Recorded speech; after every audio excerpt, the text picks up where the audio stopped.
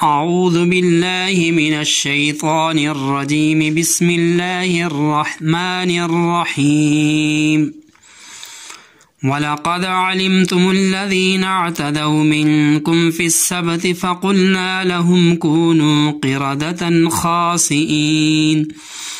فَجَعَلْنَاهَا نَكَالًا لِمَا بَيْنَ يَدَيْهَا وَمَا خَلْفَهَا وَمَوْعِظَةً لِلْمُتَّقِينَ وَلَقَدْ اور البتہ علمتم تم نے جان لیا الذین جنہوں نے اعتدوا زیادتی کی منکم تم میں سے فی السبت ہفتے کے دن میں فقلنا تب ہم نے کہا لہم ان سے کونو تم ہو جاؤ قردۃ بندر خاسئین ذلیل فجعلناها پھر ہم نے اسے بنا دیا نکالا عبرت لما بین یدیہا سامنے والوں کے لیے وما خلفہا اور جو اس کے پیچھے وموعظۃ اور نصیحت للمتقین پرہیزگاروں کے لیے وَلَقَدْ عَلِمْتُمُ الَّذِينَ اعْتَدَوْا مِنْكُمْ فِي السَّبْتِ فَقُلْنَا لَهُمْ كُونُوا قِرَدَةً خَاسِئِينَ اور البتہ تحقیق تم جانتے ہو ان لوگوں کو جنہوں نے تم میں سے ہفتے کے دن زیادتی کی تھی پس ہم نے ان کو کہا کہ ذلیل بندر بن جاؤ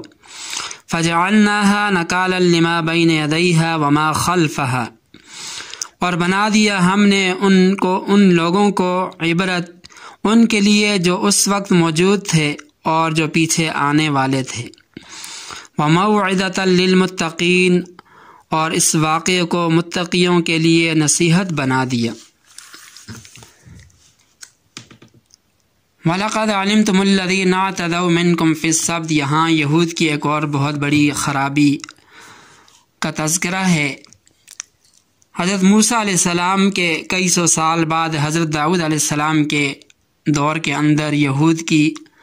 ملک شام کے غربی جانب سمندر کے کنارے کچھ آبادی تھی۔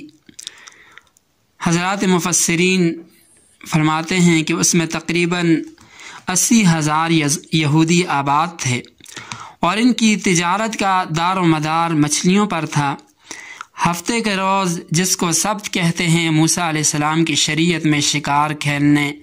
یا کاروبار دنیاوی کرنے کی سخت ممانعت تھی، جیسا کہ تورات میں حکم تھا۔ اللہ تعالیٰ نے ان لوگوں کو آزمائش میں مبتلا کیا اور امتحاناً یہ صورت کر دی کہ ہفتے ہی کے دن بڑی کثرت سے مچھلیاں پانی کی سطح پر تیر کر آ جایا کرتی تھیں اور باقی دنوں میں پانی کے اندر رہا کرتی تھیں۔ یہ حالت ایک عرصہ تک قائم رہی تو اس بستی کے یہودیوں کو حیلہ سازی اور کوئی تدبیر نکالنے کی فکر ہوئی کہ اللہ تعالیٰ کے حکم کی ظاہری صورت بھی برقرار رہے، یعنی ہفتے کے دن شکار نہ کرنے کا حکم بھی پورا ہو جائے اور مچھلیاں جو اسی دن کثرت سے آتی ہیں تو وہ بھی ہاتھ لگ جائیں۔ چنانچہ پہلے تو ایک شخص نے یہ حرکت کی کہ ہفتے کے روز ایک مچھلی کو پکڑ کر ڈور سے باندھ کر پانی میں چھوڑ دیا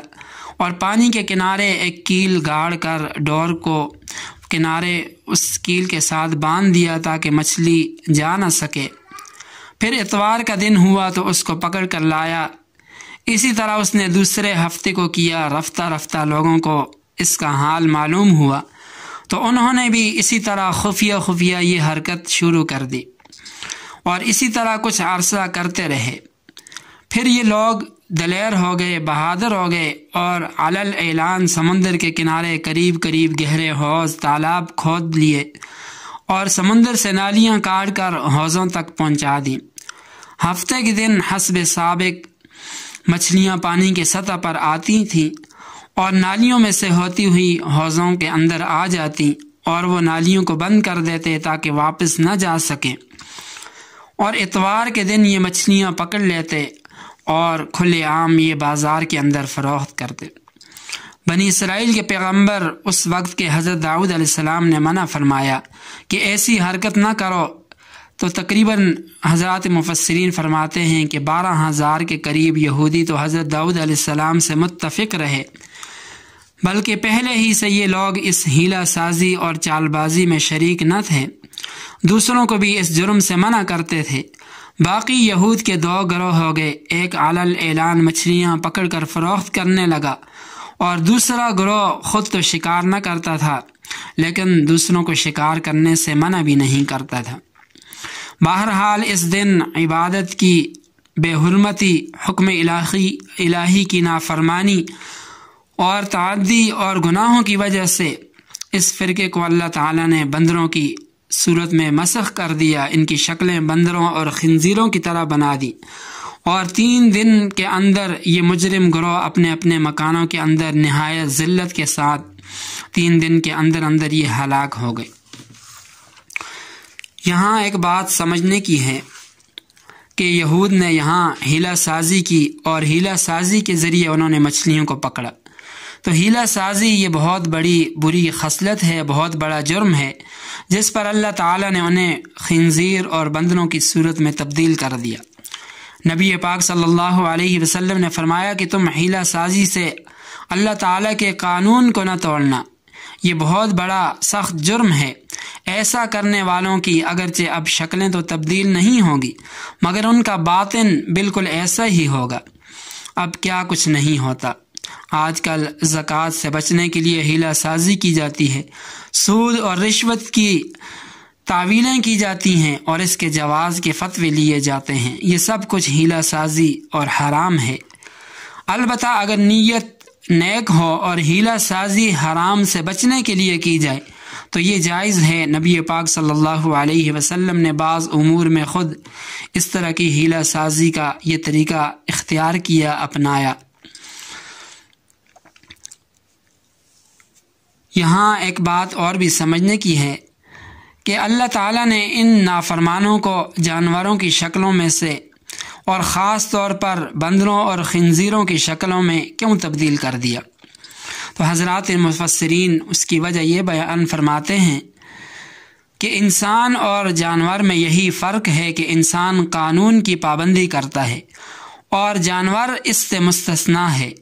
اب اگر انسان بھی قانون کی خلاف ورزی شروع کر دے تو ظاہر ہے کہ وہ انسانیت کے درجے سے نکل کر حیوانیت کے درجے پر آ گیا،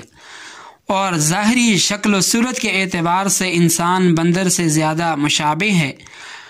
لہٰذا اللہ تعالیٰ نے انہیں بندر کی شکل میں تبدیل کر دیا۔ شکل و صورت کے علاوہ بندر حس اور شعور میں بھی انسان سے مشابہ ہوتا ہے۔ یہ بڑا نقال قسم کا جانور ہے، جس طرح انسان کو کرتے ہوئے دیکھ لے اسی طرح کرنے لگتا ہے۔ تو گویا اللہ تعالیٰ نے ان نافرمانوں کو جانوروں کی اس قسم میں تبدیل کر دیا جو ان سے زیادہ مشابہ ہیں۔ یہاں بعض لوگ جو معجزات جو اپنی طرف سے قرآن کریم کے متعلق ایسی باتیں کرتے ہیں کہ موجودہ جو بندر ہیں یہ وہی انہی کی نسل ہے، تو حضرت عبداللہ بن عباس رضی اللہ تعالی عنہ سے روایت ہے، فرماتے ہیں کہ یہ مسخ شدہ قوم 3 دن کے اندر ہلاک ہو گئی، سب کے سب ہلاک ہو گئے اور ان کی کوئی نسل نہیں۔ یہ بندر جو اب موجود ہیں اور جو اس وقت بھی موجود تھے، یہ تو جانور ہیں جو اسی طرح پیدا کیے گئے، یہ نہیں ہے کہ یہ ان موجودہ جو انسان ہیں، جس طرح کی بعض جاہل قسم کے لوگ اس قسم کی تعویلیں کرتے ہیں کہ موجودہ جو انسان ہیں یہ بندروں کی ترقی یافتہ صورت ہے۔ تو ایسی بات نہیں ہے۔ جس قوم پر اللہ تعالیٰ نے عذاب مسلط کیا تو اس کی آگے نسل نہیں چلی، تو یہ بندر اس وقت بھی موجود تھے اور آج بھی موجود ہیں۔ یہ واقعہ اگرچہ بنی اسرائیل کے ایک فرقے کے ساتھ ہوا تھا، مگر اس واقعے کو خود بنی اسرائیل کی تاریخ اور کتابوں میں کافی اہمیت حاصل تھی، اور یہ عبرت انگیز واقعہ نبی پاک صلی اللہ علیہ وسلم کے زمانہ کے یہود بھی خوب جانتے تھے۔ اسی لیے یہاں آیت میں فرمایا وَلَقَدْ عَلِمْتُمْ، یعنی یقیناً تم ان لوگوں کا تمہیں علم ہے، تم اچھی طرح جانتے ہو۔ آگے اس سزائے مسخ کی حکمت ارشاد فرمائی کہ یہ سزا بندر بنا دیے جانے کی اس لیے دی گئی کہ نافرمانوں کو عبرت حاصل ہو اور پرہیزگاروں کو نصیحت حاصل ہو۔ اس وقت کے لوگوں کے لیے بھی یہ واقعہ باعث عبرت ہوا اور بعد میں آنے والے لوگوں کے لیے بھی باعث نصیحت عبرت ٹھہرا، تاکہ سب لوگ اللہ تعالیٰ کے حکم کی نافرمانی کے انجام سے آگاہ